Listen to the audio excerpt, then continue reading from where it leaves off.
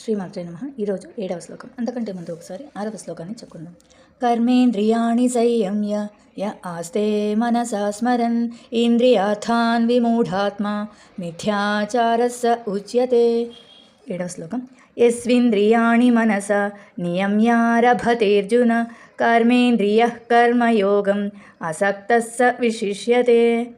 యస్వింద్రియాణి అంటే ఎవరైతే కానీ ఇంద్రియములు మనస్సుచే నియమ్యారభతేర్జున నియంత్రణ మొదలుపెట్టి అర్జున కర్మేంద్రియములతో కర్మయోగము అసక్త అంటే అనాసక్తుడై ఆసక్తి లేకుండా ఉండి అని అర్థం. స అంటే వారు, విశిష్యతే అంటే ఉత్తములు. కానీ అర్జున తమ జ్ఞానేంద్రియములను మనస్సుతో అదుపు చేసి కర్మేంద్రియములతో మమకార ఆసక్తులు లేకుండా పనిచేసే కర్మయోగులు నిజంగా ఎంతో శ్రేష్ఠులు అని ఈ శ్లోకం యొక్క అర్థం. అంటే నిజమైన కర్మయోగం ఏమి అంటే బయట కర్మ చేయాలి, కానీ మనసు లోపల ఏదైతే ఉందో అక్కడ ఆసక్తి లేకుండా ఉండాలి. ఆసక్తి లేని కర్మను చేస్తూ ఉండాలి. లోపల ఆసక్తి లేకుండా ఉండాలి, బయట మాత్రం కర్మ చేస్తూ వెళ్ళాలి. యస్వింద్రియాణి మనసా నియమ్యారభతేర్జున కర్మేంద్రియః కర్మయోగం అసక్తస్స విశిష్యతే.